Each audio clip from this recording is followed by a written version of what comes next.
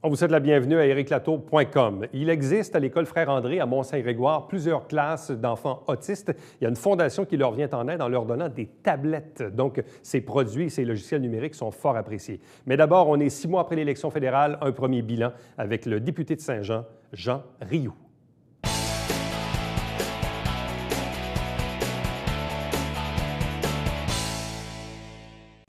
L'élection fédérale est déjà derrière nous. Ça fait un peu plus de 6 mois. Ça fait un peu plus de 6 mois aussi qu'on a un nouveau député fédéral dans le comté de Saint-Jean, Jean Rioux. Bonsoir et bienvenue. Bonsoir. 6 mois plus tard, en quoi c'est différent d'être député fédéral versus provincial comme vous l'avez été à Québec pendant quelques années? J'aurais jamais pensé que c'était aussi différent. On a l'impression que c'est un système parlementaire, que ça fonctionne de la même manière.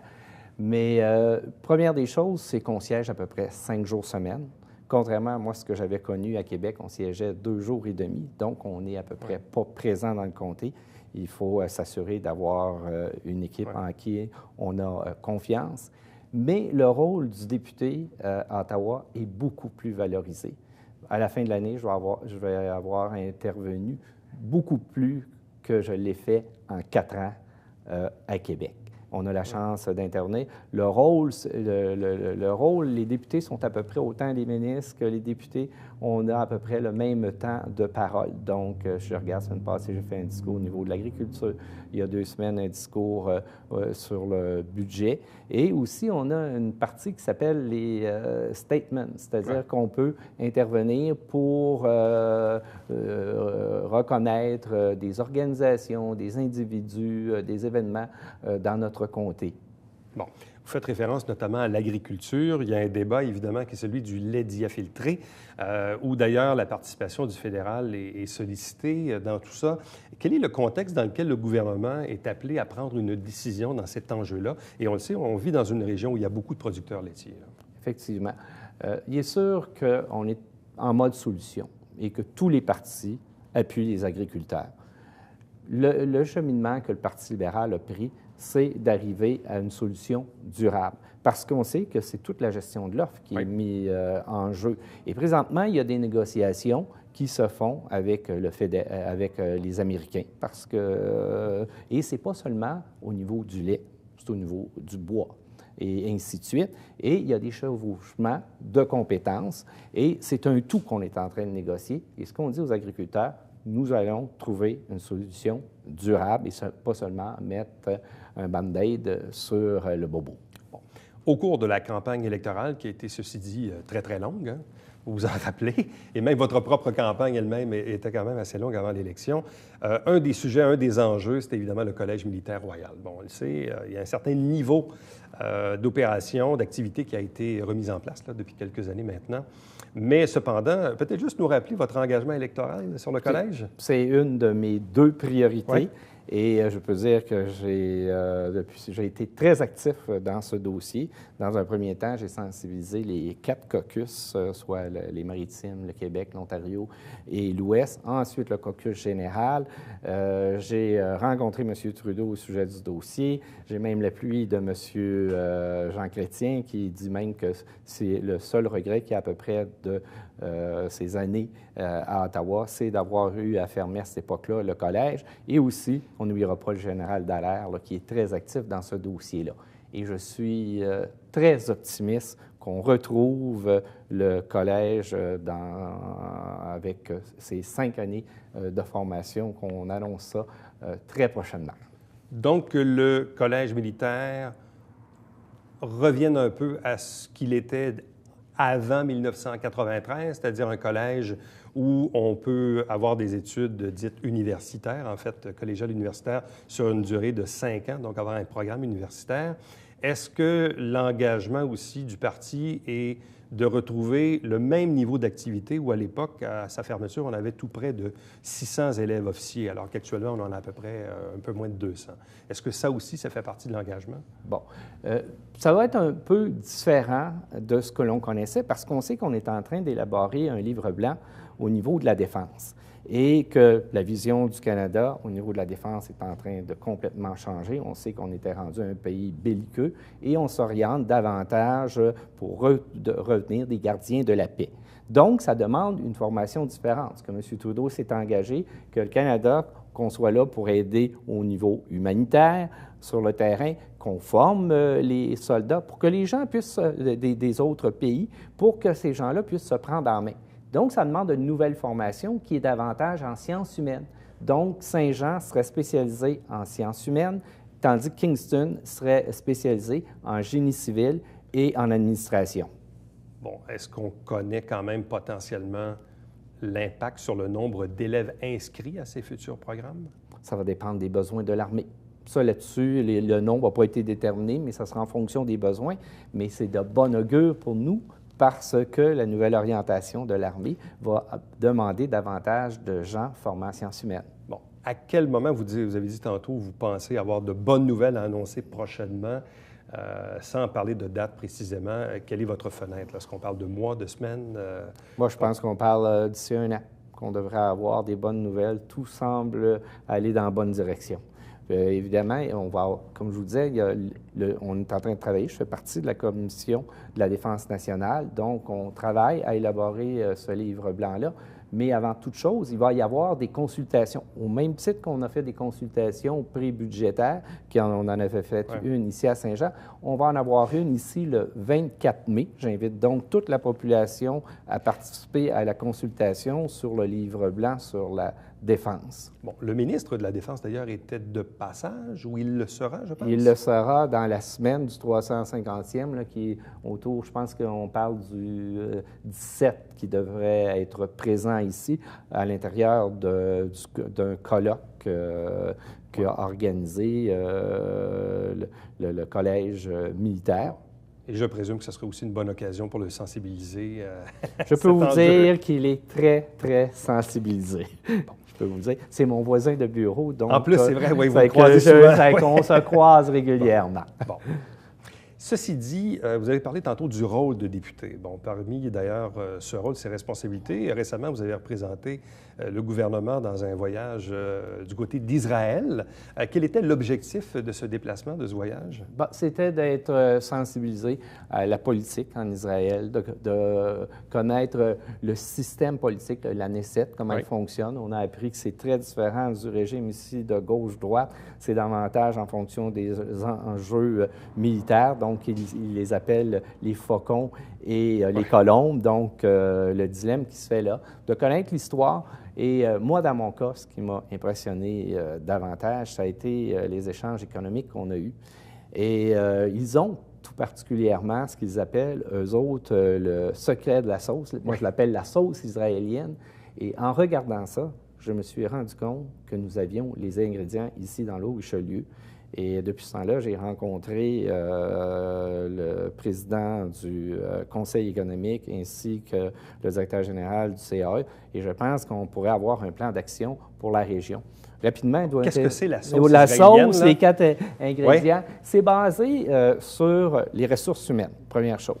Et je pense qu'ici, on est près de Montréal. On est capable d'avoir, on a un bassin de gens qui sont bien formés. C'est le collège militaire qui s'en vient. Et on a aussi un projet de collège international de la paix. Donc, ça, c'est la prochaine étape, le prochain enjeu après qu'on aura eu notre collège. Donc, on a ces gens-là formés. Dans un deuxième temps, on a une culture militaire.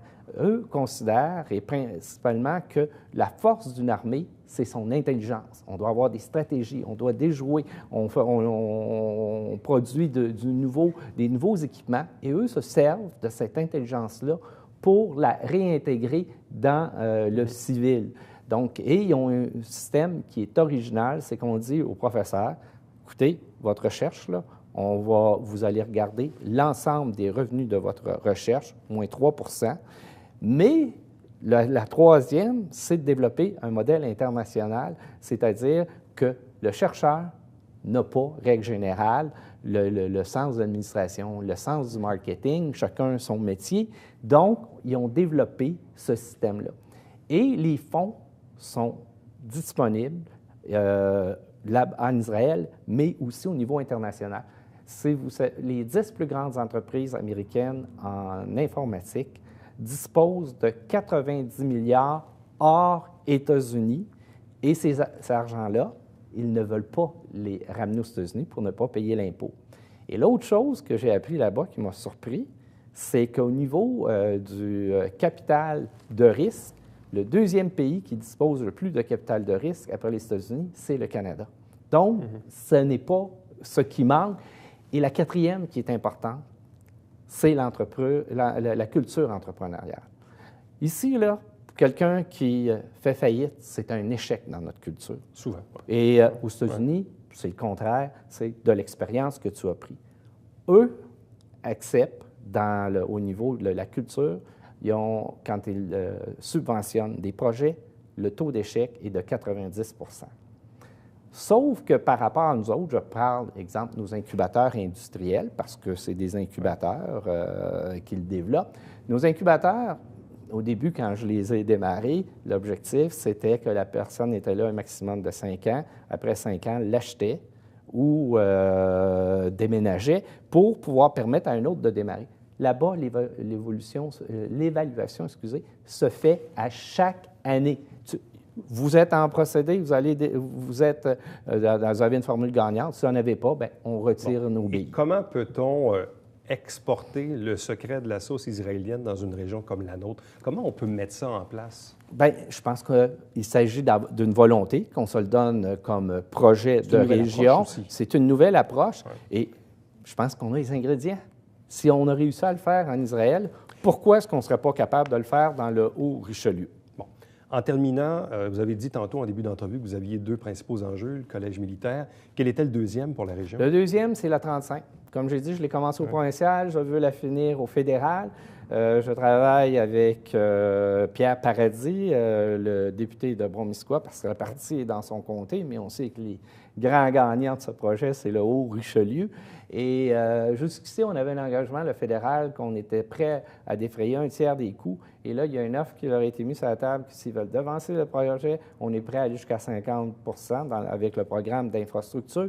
Et là, il y a un atout. On essaye de convaincre le Québec d'aller rapidement. C'est qu'on veut en faire la première autoroute électrifiée pour avoir des bornes de recharge pour les automobiles. Donc, ça pourrait être une caractéristique. Donc, je pense qu'on a des atouts pour pouvoir la développer rapidement. Le fédéral, on veut démarrer des projets parce qu'on veut relancer l'économie. Donc, ce que vous dites, c'est que pour le prolongement de la 35, la portion fédérale, l'offre est sur la table et la balle est dans le camp de Québec? Exactement. Est-ce qu'ils vous ont dit quand est-ce qu'elle allait vous revenir? Je fais presque du harcèlement avec M. Paradis. C'est bon. M. Rioux, merci beaucoup. Ça me fait plaisir. Restez avec nous, on va revenir après ceci.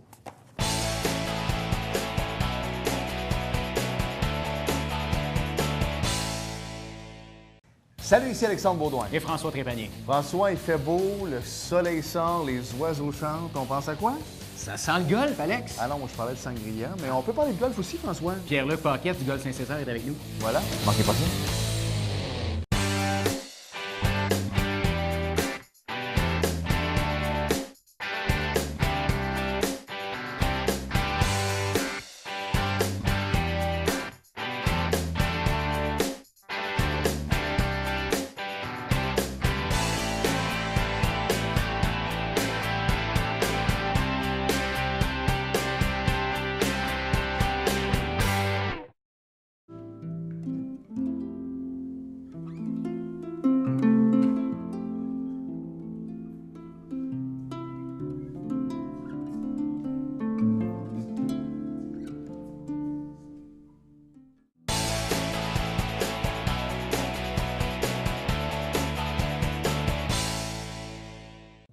Vendredi dernier, du côté de Mont-Saint-Grégoire, à l'école Frère-André, la Fondation Justine et Florence a remis 8 tablettes électroniques au bénéfice des élèves autistes de cette école. 2 invités pour en parler. D'abord, la cofondatrice de la Fondation Justine et Florence, Nancy Ménard-Cheng. Bonsoir à vous. Bonsoir.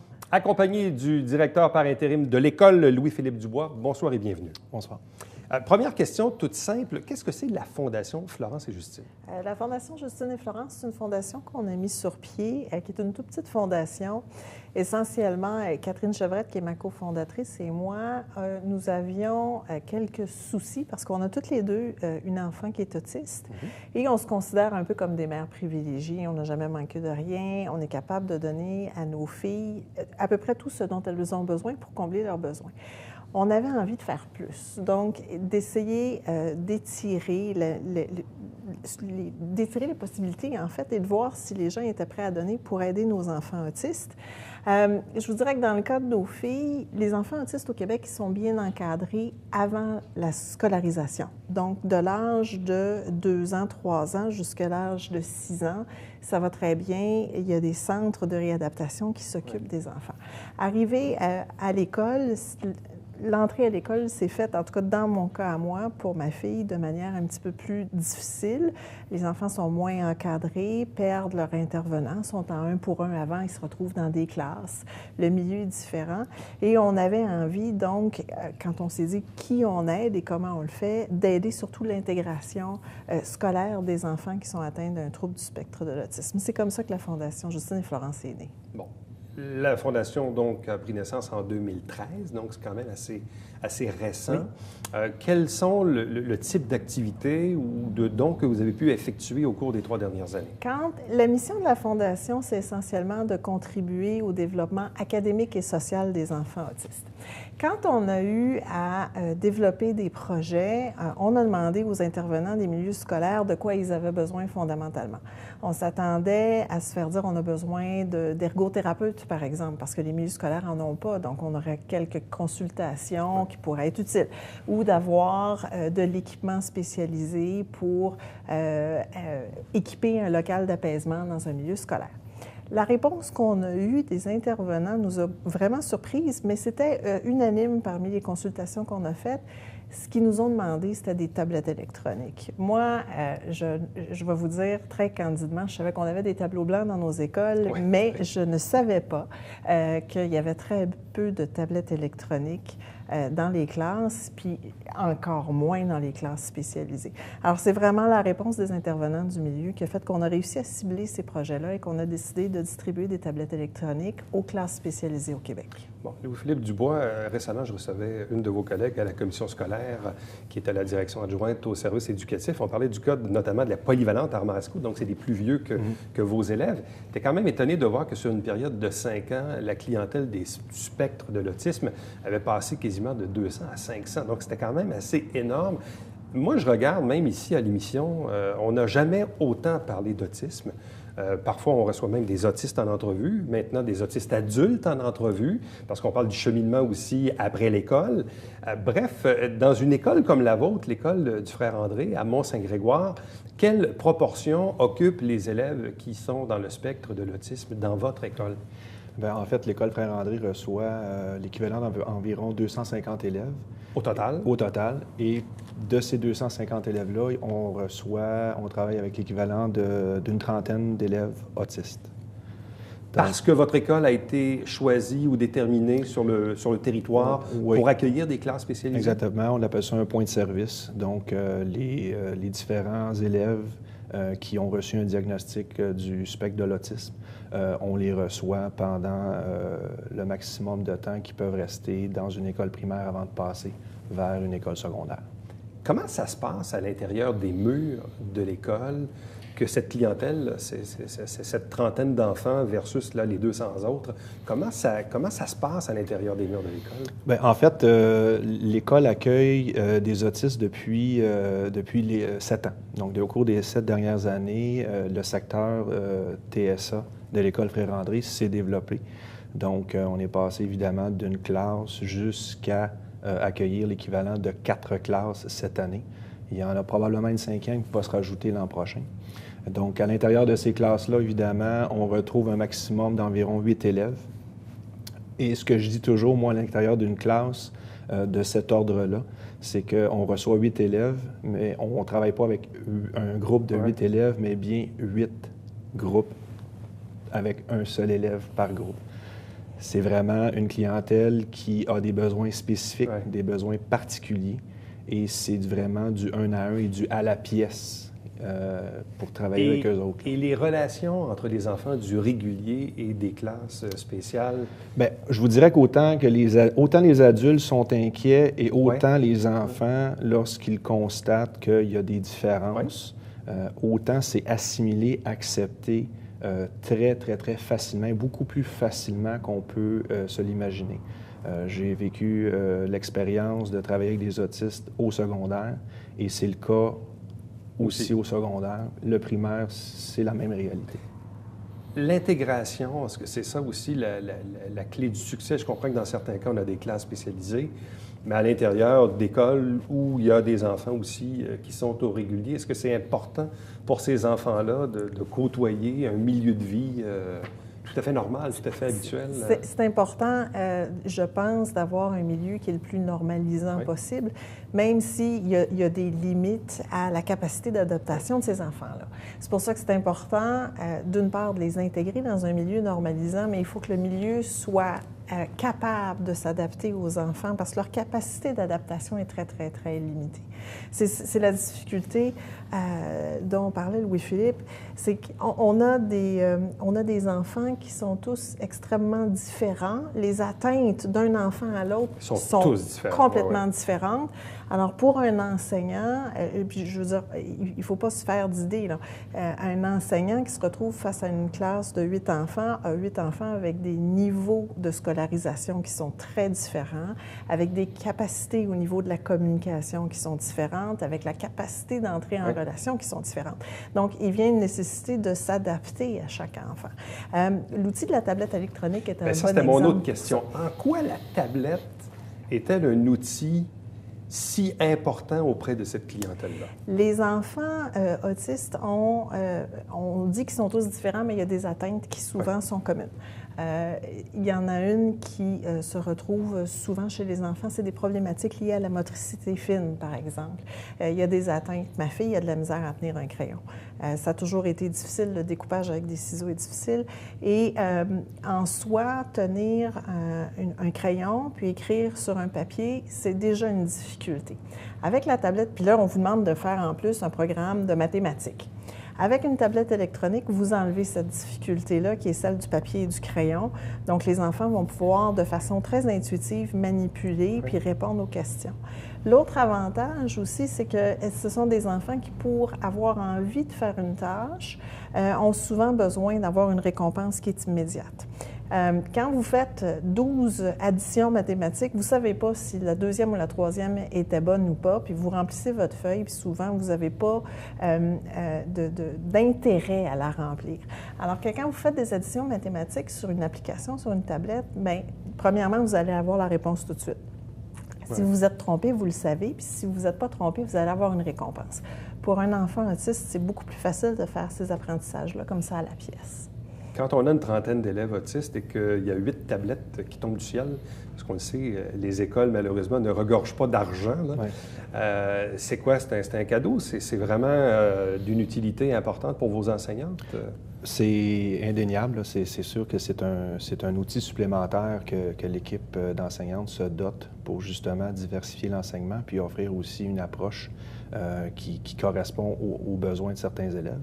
Donc, c'est sûr et certain que d'exploiter les tablettes électroniques via des applications pédagogiques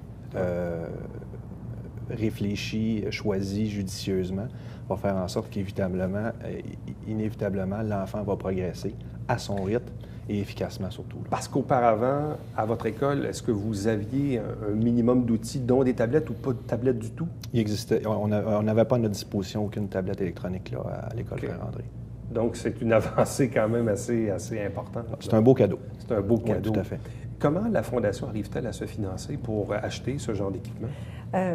Comme toutes les fondations, par des activités de levée de fonds. On en a une belle qui arrive d'ailleurs. J'écoutais en régie votre entrevue avec les gens de la Fondation sur le cancer qui faisaient de la course à pied. Nous, on a une activité de vélo qui s'en vient au mois d'août, le 27 août.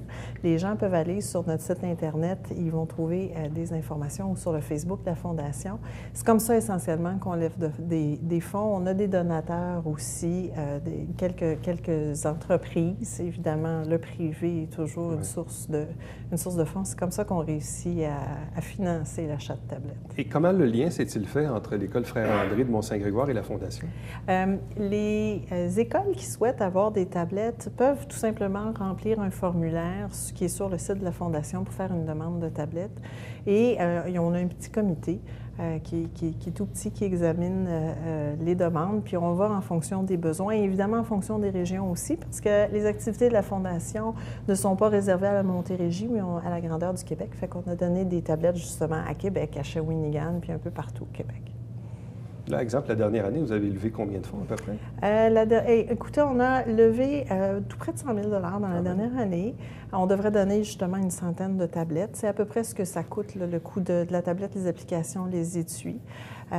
Puis on les distribue comme ça à travers le Québec. C'est pour ça que j'ai besoin de plein de cyclistes pour venir participer à nos activités cet été. Puis là, vendredi dernier, quand vous avez fait le lancement ou au cours des derniers jours, là, je sais que c'est quand même assez récent, mais est-ce que vous avez déjà mis les tablettes dans les mains de vos élèves à l'école? En fait,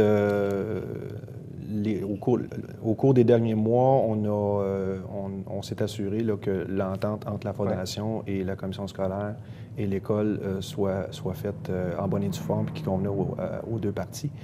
On a reçu les tablettes. Donc, là, l'étape qui s'en vient, c'est vraiment le développement technopédagogique, qui est évidemment le nerf de la guerre de ce don-là. Donc, les enseignantes et les éducatrices aussi vont s'asseoir. On a mis à leur disposition du temps de libération pour travailler avec le conseiller technopédagogique de la commission scolaire pour identifier les besoins des élèves et pour par la suite, justement, repérer parmi les panoplies d'applications, les applications qui vont vraiment correspondre aux besoins des élèves à l'École Frère-André. Bien, à vous deux, merci beaucoup. Félicitations. Bonne chance pour la Fondation et les activités futures. Bonne chance également avec vos élèves à l'École Frère-André. C'est une clientèle, évidemment, qui est de plus en plus importante dans nos écoles et c'est important de pouvoir les servir adéquatement. Puis c'est intéressant de savoir qu'il existe la Fondation Justine et Florence, bien sûr, pour s'occuper de ce volet-là des tablettes électroniques qui peut être un plus important. Merci. Merci. Merci. Restez avec nous. Au retour, on vous présente le Babillard quotidien.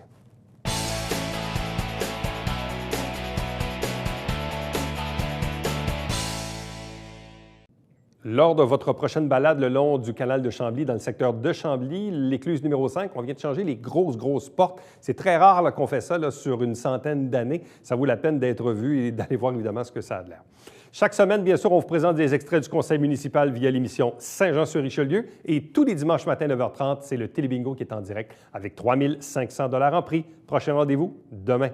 Bye-bye.